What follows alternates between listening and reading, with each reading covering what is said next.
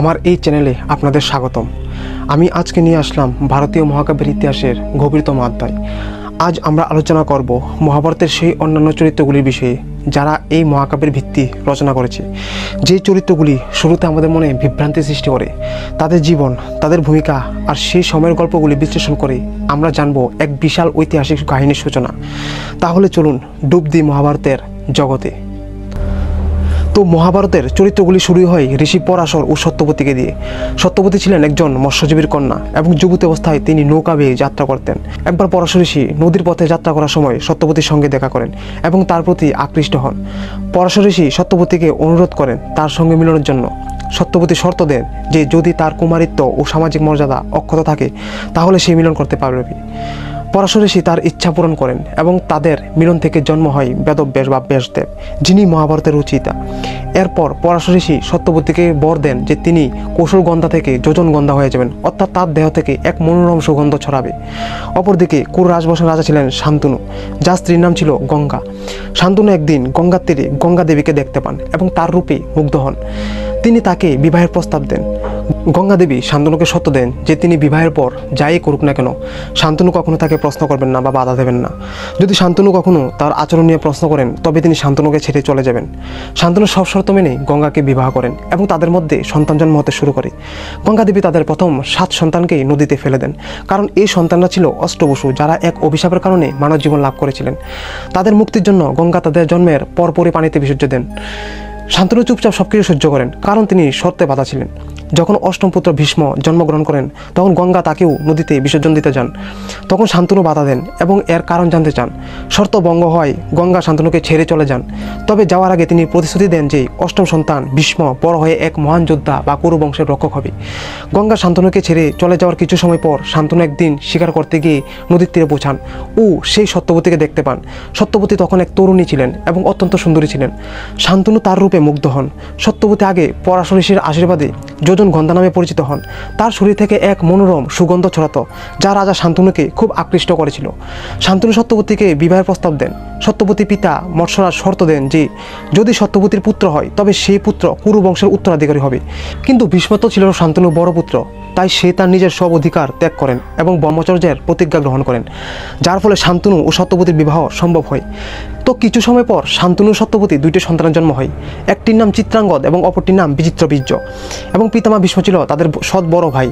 এখন ভীষ্ম তার দ্বিতীয় ভাই বিচিত্রবীর্যের বিবাহের জন্য কাশীরাজের কন্যা অম্বা ও অম্বালিকাকে যুদ্ধে জয় করে হস্তিনাপুরে নিয়ে আসেন। বিচিত্রবীর্য শান্তনুর মৃত্যুর পর কুরু রাজ্যের সিংহাসনে বসেন। অম্বা ও অম্বালিকা বিচিত্রবীর্যের 2 স্ত্রী হন। বিচিত্রবীর্য কোনো সন্তান জন্ম দিতে পারেননি, কারণ তিনি অল্প বয়সে রোগে আক্রান্ত হয়ে মারা যান।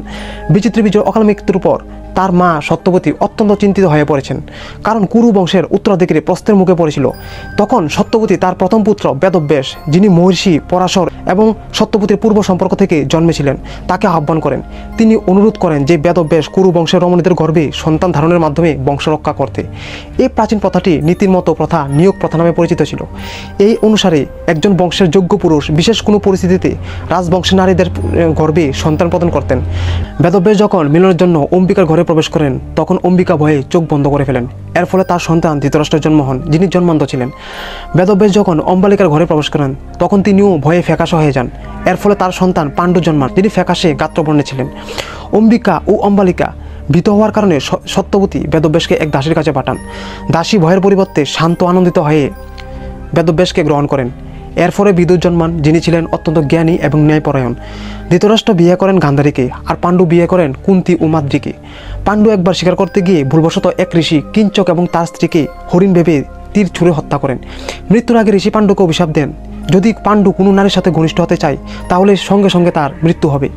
এই অভিশাপের কারণে পাণ্ডু তার রাজকীয় জীবন পরিত্যাগ করে স্ত্রী কুন্তী ও মাদ্রীকে নিয়ে বনবাসে চলে যায়। বিবাহের পূর্বে কুন্তী ঋষি দুর্বাসার সেবায় অত্যন্ত নিষ্ঠা ও ধৈর্যের পরিচয় দেন। ঋষি দুর্বাসা তার নিষ্ঠা ও সেবায় সন্তুষ্ট হয়ে তাকে একটি বিশেষ মন্ত্র প্রদান করেন, যার মাধ্যমে তিনি যে কোনো দেবতাকে আহ্বান করতে পারতেন এবং তাদের থেকে সন্তানের আশীর্বাদ লাভ করতে পারতেন। কৌতূহলবশত কুন্তী একদিন মন্ত্রটি ব্যবহার করে সূর্যদেবকে আহ্বান করেন। সূর্যদেব তার সামনে উপস্থিত হন এবং তাকে আশ্বাস দেন যে তিনি একটি পুত্র সন্তানের আশীর্বাদ দেবেন। সূর্যদেবের আশীর্বাদে কুন্তী কর্ণের জন্ম দেন। তবে তখন কুন্তী অবিবাহিত ছিলেন এবং এই ঘটনা সমাজে অসম্মান আনার ভয়ে তিনি কর্ণকে গোপনে একটি বাক্সে রেখে গঙ্গায় ভাসিয়ে দেন। কর্ণ পরে একজন সারথী অধিরথ এবং তার স্ত্রী রাধার পোষ্য সন্তান হিসেবে বড় হন। তারা কর্ণকে নিজেদের সন্তান হিসেবে লালন পালন করেন। কুন্তীর বিবাহ পরবর্তীতে রাজা পাণ্ডুর সঙ্গে হয়। কর্ণ পাণ্ডবের বৈধ ভাই হলেও তিনি এই তথ্য জানতেন না যতক্ষণ না কুরুক্ষেত্রে যুদ্ধের আগে কুন্তী তার সত্য পরিচয় প্রকাশ করেন। কুন্তীর বিবাহের পর দুর্বাসা দেওয়া মন্ত্রের সাহায্যে কুন্তী দেবতাদের আহ্বান করেন ও পাণ্ডবদের জন্ম দেন, যেমন যুধিষ্ঠির ধর্মরাজ ধর্মের দেবতার আশীর্বাদে, ভীম বায়ু দেবতার আশীর্বাদে এবং অর্জুন দেবরাজ ইন্দ্রের আশীর্বাদে। মাদ্রীও সেই মন্ত্র ব্যবহার করেন এবং অশ্বিনী কুমারদের আশীর্বাদে দুই পুত্র নকুল ও সহদেবের জন্ম দেন। কারণ পাণ্ডু ঋষির অভিশাপের কারণে তার দুই স্ত্রী কুন্তী ও মাদ্রীর সাথে ঘনিষ্ঠ হতে পারতেন না।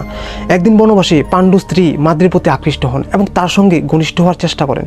ঋষি কিঞ্চকের অভিশাপ কার্যকর হয় এবং পাণ্ডু সঙ্গে সঙ্গেই মৃত্যুবরণ করেন। মাদ্রী নিজেকে তার মৃত্যুর জন্য দায়ী মনে করেন এবং সমরণে গমন করেন। পাণ্ডুর মৃত্যুর আগেই 5 পাণ্ডবই জন্মগ্রহণ করেছিল। পাণ্ডুর মৃত্যুর পর কুন্তী 5 পুত্রকে নিয়ে হস্তিনাপুরে ফিরে আসেন। এই হলো মহাভারতের পূর্বের কাহিনী।